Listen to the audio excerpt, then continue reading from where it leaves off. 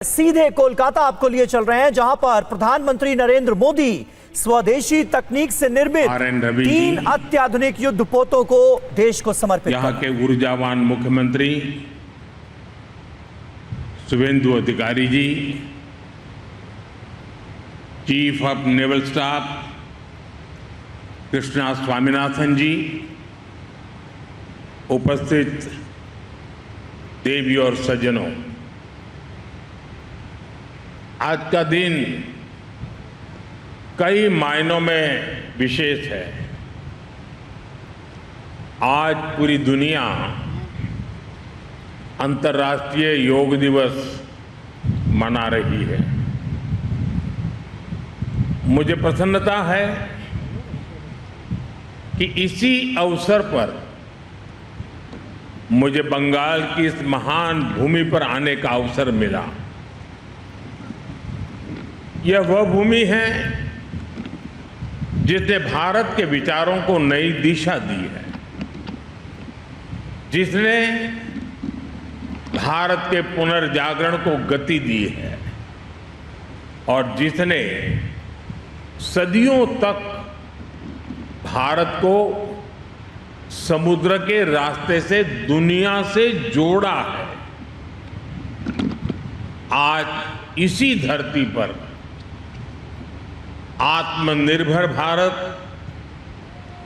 सुरक्षित भारत और विकसित भारत से जुड़ा एक महत्वपूर्ण कार्यक्रम हो रहा है। कुछ देर पहले आईएनएस अग्रय, आईएनएस दूनागिरी और आईएनएस संशोधक को भारतीय नौसेना में शामिल किया गया है। वैसे आज 21 जून को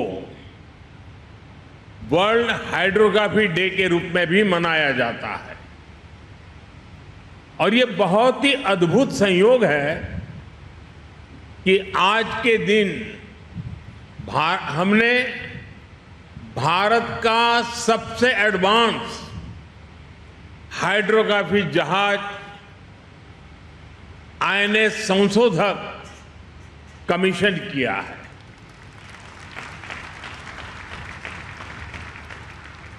मैं भारतीय नौसेना को इन परियोजनाओं से जुड़े सभी वैज्ञानिकों को, इंजीनियरों को, श्रमिकों को और मेरे प्यारे देशवासियों को बहुत बहुत शुभकामनाएं देता हूं, बहुत बहुत बधाई देता हूं। साथियों, दुनिया गवाह है कि मैरीटाइम क्षमता के बिना कोई भी राष्ट्र बड़ी शक्ति नहीं बन सकता। समुद्र से विकास जुड़ा है, सुरक्षा जुड़ी है, समृद्धि जुड़ी है। आज दुनिया का अधिकांश व्यापार समुद्री मार्गों से ही होता है। दुनिया को जोड़ने वाले डेटा के विशाल नेटवर्क समुद्र के नीचे से गुजरते हैं। आने वाले समय में critical minerals, deep sea resources और नई ऊर्जा के स्रोत भी समुद्र से ही जुड़ेंगे। इसलिए जिस देश का समुद्री सामर्थ्य मजबूत होगा, उसका आर्थिक और रणनीतिक प्रभाव भी उतना ही मजबूत होगा और भारत इस वास्तविकता को अच्छी तरह से समझता है। भारत इसके लिए स्वयं को तैयार कर रहा है और आज का ये दिन इस बात का साक्षी है कि हमारी क्षमता क्या है, हमारा कौशल क्या है साथियों, कुछ वर्ष पहले जब हमने आईएनएस विक्रांत को राष्ट्र को समर्पित किया गया था, तब भारत ने अपने समुद्री सामर्थ्य के नए अध्याय का उद्घोष किया था। विश्व भर के सामने हमारे सामर्थ्य का वो उद्घोष था।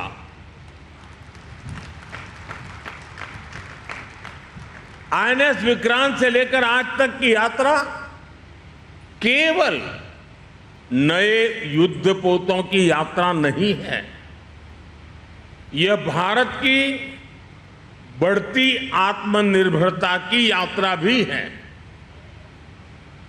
आज आईएनएस अग्रय, आईएनएस दुनागिरी और आईएनएस संशोधक उसी यात्रा को नई गति दे रहे हैं। ये तीनों पोत भारत के 3 महत्वपूर्ण संकल्पों के भी प्रतीक हैं।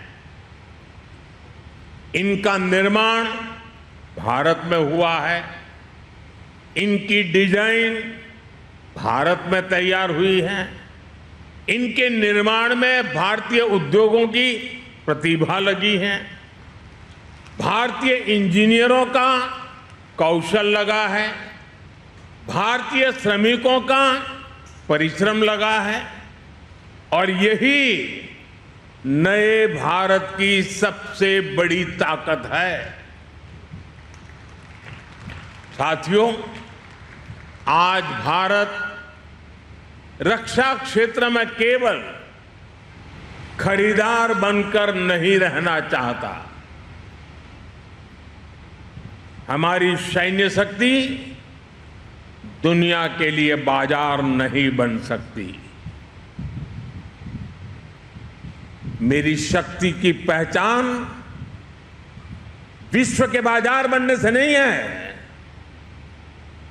मेरी शक्ति की सामर्थ्य की पहचान मेरी आत्मनिर्भरता पर है। भारत निर्माता बनना चाहता है, और जिस दिन निर्माता होगे ना, उस दिन हम निर्णायक भी होंगे। और इस दिशा में तेजी से आगे बढ़ रहा है। बीते वर्षों में 40 से अधिक मेड इन इंडिया युद्धपोत और पनडुब्बियां नौसेना में शामिल हुई है। यानी लगभग हर कुछ सप्ताह में भारतीय नौसेना को एक नई शक्ति मिली है। वर्तमान में भी 45 बड़े नौसैनिक प्लेटफॉर्म निर्माणाधीन है। यह केवल संख्या नहीं है, यह भारत की औद्योगिक क्षमता का प्रमाण है। यह भारत के भविष्य का संकेत है। साथियों, आने वाले वर्षों में भारत का मैरीटाइम सेक्टर लाखों नए रोजगार तैयार करने की क्षमता रखता है। यही कारण है कि हम मैरीटाइम सेक्टर को केवल एक सेक्टर, आइसोलेटेड सेक्टर नहीं मानते। हम इसे विकसित भारत के रोजगार इंजन के रूप में देखते हैं।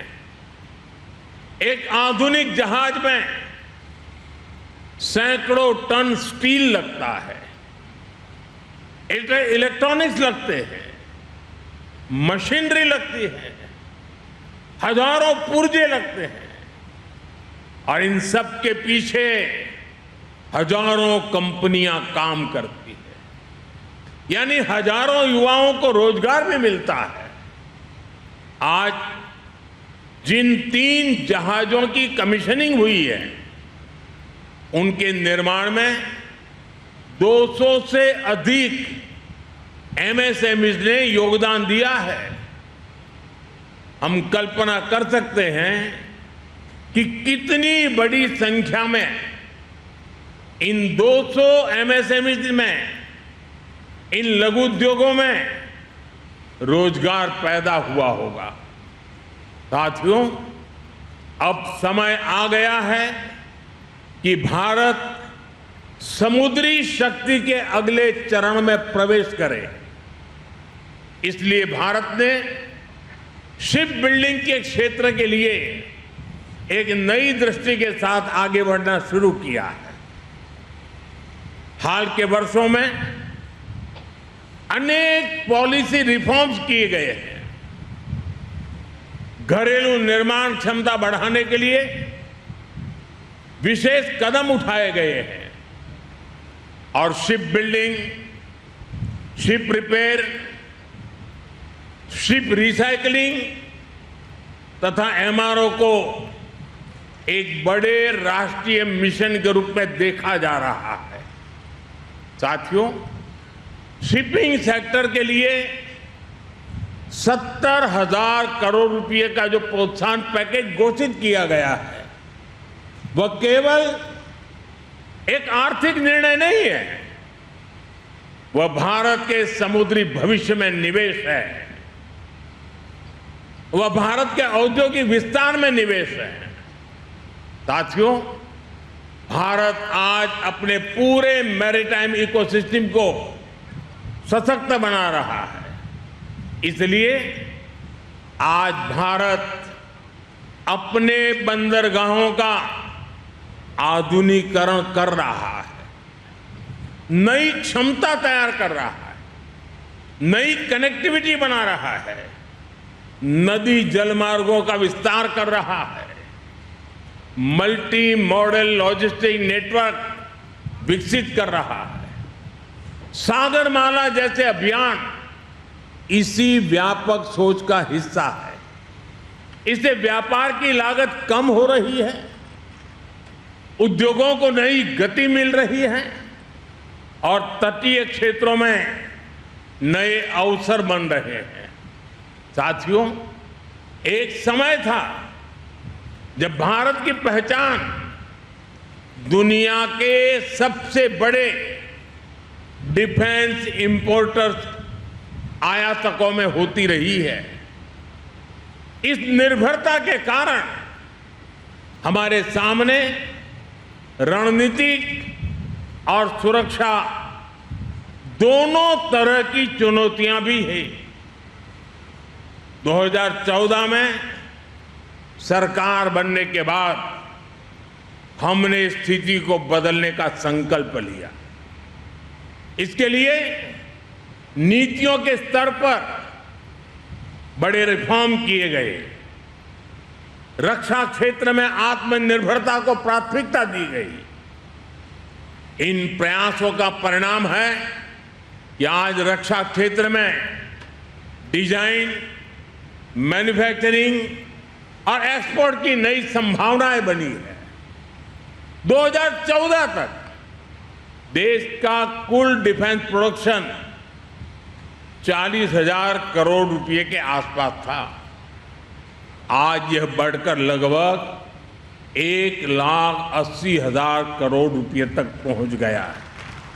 यूक्रेन के हमले का सबसे नया वीडियो आपको दिखाते हैं।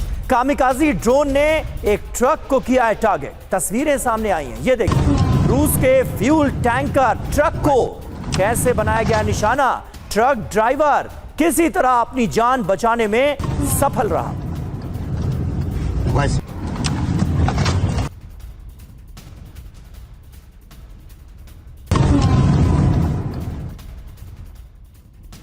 और खबर यह है कि रशिया के कब्जे वाले कर्च पोर्ट पर भी हमला किया गया है। हमले से इलाके में विस्फोट और आग की खबरें हैं।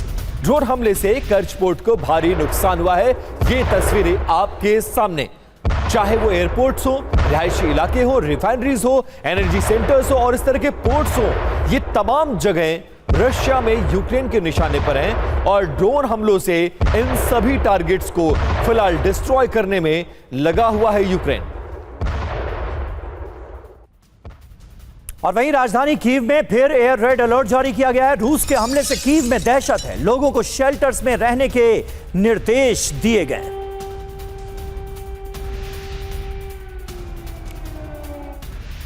और रूस के कब्जे वाले क्रीमिया में एयर रेड अलर्ट है। सिम्फेरोपोल में सायरन की आवाजें सुनी गई हैं। इलाके में दर्जनों ड्रोन हमले की खबर है। जैसा जिक्र कर रहा था मैं, कोई वो इलाका, कोई वो कोना नहीं है जहां पर हमले ना किए जाए, और ये हमले दोनों तरफ से किए जा रहे हैं। यूक्रेन हमले कर रहा है और हर हमले का जवाब अब 3 विजुअल्स आप देखेंगे और 3 ब्रेकिंग न्यूज। रूस के फ्यूल टैंकर को और ट्रक को कैसे निशाना बनाया गया, रूस के कब्जे वाले कर्च पोर्ट पर निशाना उसको बनाया गया, टारगेट करके अटैक किया गया। और सिम्फेरोपोल में सायरन की आवाजें और उसके बाद अफरा तफरी की ये तस्वीरें आपके सामने। और वहीं अहम खबर है, ज़पोरिजिया में रूस ने जबरदस्त अटैक कर दिया है। गाइडेड एरियल बॉम्ब से यह हमला हुआ है। हमले से रिहायशी इलाकों में तबाही मच गई। हमले में 5 लोगों की मौत हुई है और 11 लोग घायल हैं। और वही खार्किव में भी रूस ने बड़ा हमला बोला है। लॉजिस्टिक सेंटर पर ड्रोन से प्रहार किया है। हमले से जल उठा है लॉजिस्टिक सेंटर और यूक्रेन की सेना को सामान भेजा जा रहा था। और ये देखिए आग के बाद कैसे राहत और बचाव कार्य चल रहा है। इस पूरे एरिया में आग और धुएं का गुबार देखा गया है। और वहीं यूक्रेन की राजधानी कीव में रूस का भीषण हवाई हमला हुआ है। हमले के बाद इमारत में जोरदार धमाका हुआ। रूस की सेना का दावा, टारगेट को नष्ट कर दिया गया। ये देखिए तस्वीरें, ये भीषण हमला था। हमले के बाद कैसे पूरी इमारत जमींदोज हो गई है। आग और धुएं का गुबार नजर आ रहा है। और कीव में ज़ेलेंस्की के ठिकानों पर अटैक कर दिया गया है। Su-34 जेट ने फैब बम से हमले किए हैं। फैब 500, फैब 1500 से हमले का शक जताया जा रहा है। यूएवी कमांड पोस्ट को भी टारगेट किया गया है। 81वीं एयर मोबाइल पर बम बरसाए गए हैं। ये वो संभावित जगह हैं जहां पर ज़ेलेंस्की के होने की खबर थी। और देखिए किस तरह से इन टारगेट्स को डिस्ट्रॉय किया जा रहा है, उसकी तस्वीर आपके सामने।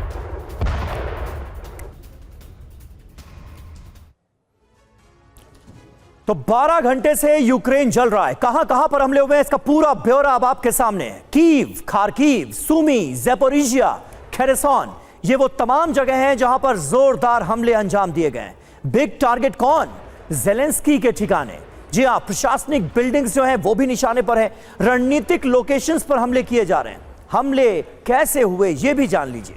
Su-34 से एयर स्ट्राइक की गई। ग्लाइड बॉम्ब का भी इस्तेमाल किया गया है ताजा हमलों में। ड्रोन से अटैक किए गए, मिसाइल से प्रहार किया गया है। जबरदस्त नुकसान हुआ है। 3 लोगों की मौत की खबर है, 45 लोग घायल हुए हैं और घायलों में बच्चे भी शामिल हैं। कई इमारतों को तबाह कर दिया गया है, जैसा कि तस्वीरों में भी साफ नजर आ रहा है। मेजर जनरल संजय मेस्टन हमारे साथ मौजूद हैं। मेस्टन सर, ये तो यूक्रेन को पता होगा क्योंकि 3 दिनों में 3000 ड्रोन हमले, ये कोई मामूली बात नहीं है। रूस को दहला कर रख दिया यूक्रेन ने, तो अंजाम तो पता होगा कि इसका क्या होने वाला है। साफ बात है कि आज की मॉडर्न वॉरफेयर में मेरे ख्याल ड्रोन्स और मिसाइल वॉरफेयर तो सबसे अहमियत चीज हो गई है। अभी हमने इस युद्ध में भी देख लिया है और इजराइल और ये ईरान और यूनाइटेड स्टेट्स वाले युद्ध में भी देखा है, जहां पर ईरान का पलड़ा भारी था क्योंकि उसके बाद मिसाइल्स और ड्रोन सिटीज थी, अंडरग्राउंड सिटीज हैं। तो कहने का मतलब है आज रूस में और यूक्रेन दोनों के पास बहुत भारी तादाद में ये काबिलियत है ड्रोन्स बनाने की, और बिल्कुल अच्छे इम्प्रोवाइज करके दोनों तरफ ड्रोन्स बना रहे हैं। तो सवाल उठता है ये ले कहां जा रही है लड़ाई को। दोनों तरफ बहुत डिस्ट्रक्शन हो रहा है, लाइफ प्रॉपर्टी, लोग मर रहे हैं। टारगेट्स जैसे इकोनॉमिक टारगेट्स है उस पर बॉम्बिंग किया जा रहा है, पोर्ट्स पे बॉम्बिंग किया जा रहा है, एयरपोर्ट्स पे बॉम्बिंग किया जा रहा है। अभी आपने बताया ज़ेलेंस्की को, और इवन यहाँ पर प्रेसिडेंट पुतिन के पैलेस को भी कई बार कोशिश की है। तो कहने का मतलब है क्रेमलिन के पास भी कई बॉम्ब गिराए गए हैं। निकल क्या रहा है इन सब चीजों से? साफ ये है कि दोनों तरफ डिस्ट्रक्शन कर रहे हैं और ज़ेलेंस्की को भी पता है वो जितने मारेंगे उतनी काबिलियत और उससे ज्यादा काबिलियत रशिया की है इनको वापस अटैक करने की। लेकिन ये युद्ध चलता जा रहा है, इतने लोग मरते जा रहे हैं, लेकिन इसका कोई अंत नहीं होता दिख रहा है। 4.5 साल से ज्यादा हो गए इस युद्ध को, और ये लड़ाई ले कहाँ जा रही है। और एक कल ही आपके हमारे डिफेंस मिनिस्टर ने बोला था कन्वेंशनल लड़ाई भी बहुत महत्वपूर्ण रखती है, वो खत्म नहीं हुई है, क्योंकि कई लोग अब ये सोचने लगे कि अब ये युद्ध सिर्फ मिसाइल और ड्रोन से चलेगा। ये ऑपरेशन सिंदूर में भी कई लोगों ने ये सोचा है, लेकिन आखिरी में देखिए व्हाट काउंट्स इज, मैं एक इन्फेंट्री ऑफिसर हूँ, फाइनली जब आप जमीन कब्जा करते हैं और जब आप टेरिटोरियल काफी कब्जा कर लेते हैं, जब दुश्मन को आप क्षतिग्रस्त कर देते हैं कि वो घुटने पे आ जाए, जैसे हमने 71 की लड़ाई में किया था, तो ये कॉम्बिनेशन वाली लड़ाई है। अभी सिर्फ एरियल वॉरफेयर चल रहा है और उससे कोई अभी तक परिणाम निकल नहीं रहा है। कई लोग बात करेंगे कि ईरान और यूनाइटेड स्टेट्स की जो युद्ध थी वो बिल्कुल डिफरेंट डायमेंशन में थी। डिफरेंट डायमेंशन इसलिए था क्योंकि यहाँ पर गल्फ कंट्रीज पे टारगेट किया जा रहा था और गल्फ कंट्रीज के पास काबिलियत नहीं थी उतनी भारी क्षमता में ईरान पे अटैक करने की। बिल्कुल सर, और दोनों मुल्कों के अटैक करने के पैटर्न में और दोनों की स्थिति अलग अलग है। हालांकि एक बात जरूर है कि आखिरकार इतने दिन बाद इतने एक्टिव होने का मतलब क्या है और इसका इंपैक्ट क्या होने वाला है, और यूक्रेन आखिरकार दोनों में कोई फैसला क्यों नहीं हो रहा, कोई पीछे क्यों नहीं हट रहा है, और कब तक ये युद्ध चलेगा, ये भी सबसे बड़ा सवाल है। वापस लौटेंगे सर आपके पास, और इस बीच एक बड़ी खबर, रशिया करने वाला है बड़ा हमला। रूस ने सबसे बड़े हमले की तैयारी कर ली है। राष्ट्रपति ज़ेलेंस्की ने बड़ा दावा किया है, बेलारूस से भी अब यूक्रेन पर होंगे हमले।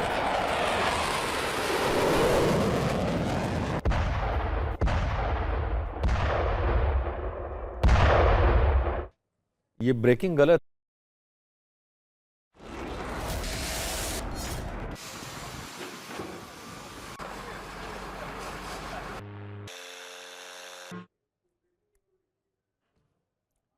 तो रूस का सबसे बड़ा हमला होने वाला है, बड़ी तैयारी के संकेत मिल रहे हैं। मिसाइलों का बहुत बड़ा भंडार जुटाना यह पहला संकेत है। क्रूज बैलिस्टिक मिसाइल की संख्या बढ़ाई जा रही है। ड्रोन और मिसाइल से भीषण हमले की तैयारी है। बड़ी संख्या में ड्रोन एक साथ भेजा जा रहा है। पहले एयर डिफेंस को निशाना बनाना, रडार और कमांड सेंटर पर हमले करना, ऊर्जा नेटवर्क को निशाना बनाना, वॉर फ्रंट पर अतिरिक्त सैनिक और टैंक्स भेजना, संचार, बैंकिंग और सरकारी नेटवर्क पर अटैक करना, ये वो तमाम बड़े संकेत हैं जो सीधे तौर पर दिख रहे हैं। विपिन जी बिल्कुल, और संभावित लक्ष्य क्या है? देखिए, राजधानी कीव इनके टारगेट पे है, ऊर्जा और बिजली सेंटर्स इनके टारगेट पर हैं, सैन्य अड्डे और हथियार भंडार इनके टारगेट पर हैं, रेलवे जंक्शन और लॉजिस्टिक सेंटर्स जहां पर ये लगातार हमले कर रहे हैं, रक्षा उद्योगों से जुड़े कारखाने इनके टारगेट पर हैं, और लगातार अमेरिकी मदद, यूरोपियन मदद यूक्रेन को और भी ज्यादा मजबूत कर रही है। और जो आंकड़े आ रहे हैं, इस तरह के मजबूत हमले लगभग 500 दिन के बाद यूक्रेन ने करने की कोशिश की है। क्यों?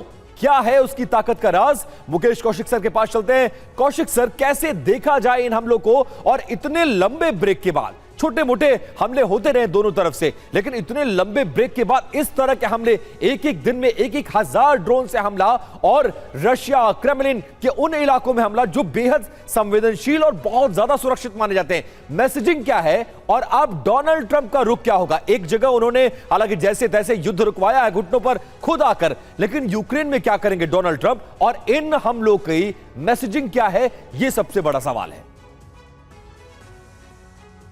विपिन, आपको लगेगा कि 4.5 साल की इस लड़ाई में एक बहुत दिलचस्प मोड़ इस समय देखने को मिल रहा है। वो पहल, और वो ये कि डोनाल्ड ट्रंप ने लगभग इस युद्ध से हाथ खींचा हुआ है और वो अपनी लड़ाई पश्चिम एशिया में लड़ रहे हैं। इसके बावजूद यूरोप ने, बल्कि यूरोप में अमेरिका माइनस नेटो ने अपने आप को संभाला है, और जो ताजा हमले हैं वो ये बताते हैं कि यूरोप ने यूक्रेन को फिर से आर्म अच्छे से किया है और रूस के उन ठिकानों पर हमले किए हैं जो वो सोच भी नहीं सकते थे। बहुत डीप जाके ड्रोन हमले किए हैं। इसका रिप्रेजल होगा, रूस दूर तक मार करेगा, ये बिल्कुल उनको संभावना रही होगी।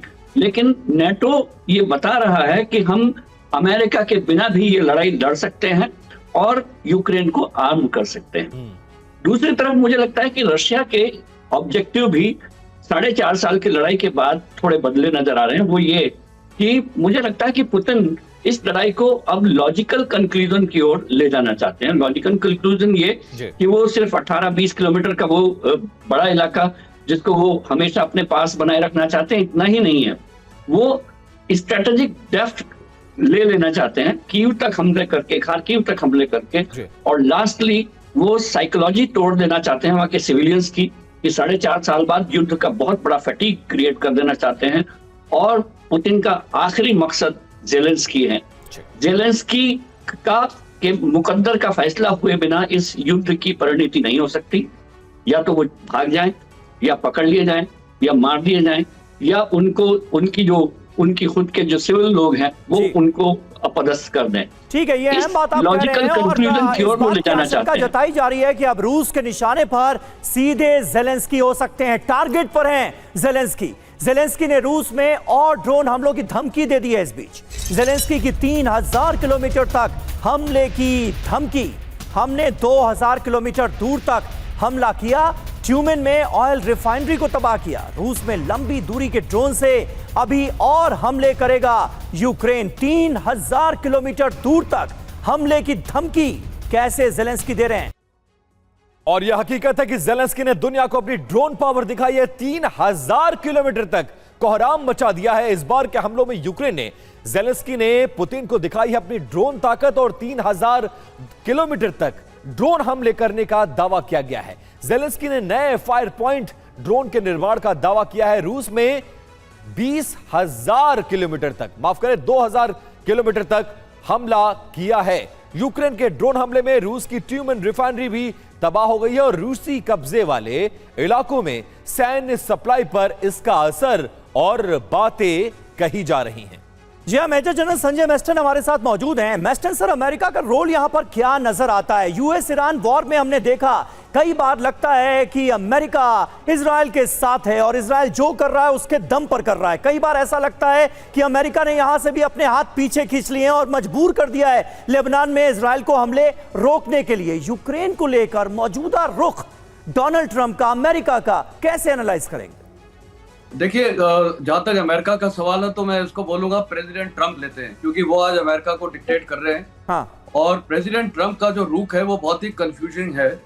वो इस अपनी एक लड़ाई जो उन्होंने ईरान के साथ शुरू की थी उसको भी एक लॉजिकल स्ट्रेटेजिक कंक्लूजन में नहीं ले पाए, जबकि मिलिट्रीली तौर पे ऑन ग्राउंड ईरान की विक्ट्री दिख रही है।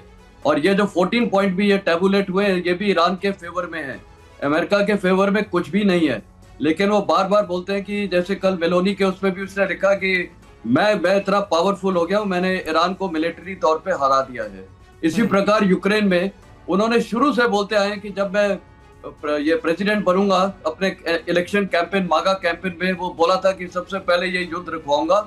उधर भी उनका कंफ्यूजन है। बल्कि मैं यहाँ एक चीज बोलना चाहूंगा कि इस लिहाज से नाटो मतलब माइनस अमेरिका जो यूरोप यूनियन है वो एक बड़ा स्ट्रांगली खड़ा हुआ है यूक्रेन के पीछे। और इसी कारण जैसे पुराने ये इन्होंने भी बोला था, ये जो दूसरे पैनलिस्ट है, मैं इनसे सहमत हूँ कि उन्होंने बड़ा अच्छा एक स्ट्रेटेजिक ऑप्शन रखा है और उन्होंने ताकत और सेंटर ऑफ पावर और सब कुछ। ठीक बात है संजय जी, और ये बात आपने बिल्कुल सही कही कि लग तो यही रहा था कि अमेरिका अगर इस जंग से अपने हाथ पीछे खींचता है तो फिर ये जंग रुक जाएगी, खत्म होने के आसार बढ़ जाएंगे। लेकिन ऐसा हुआ नहीं है। पूरा यूरोप एकजुट होकर यूक्रेन के साथ खड़ा नजर आ रहा है और नतीजा हमारे सामने। आप दोनों का बहुत बहुत शुक्रिया हमारे साथ इस बातचीत में जुड़ने के लिए।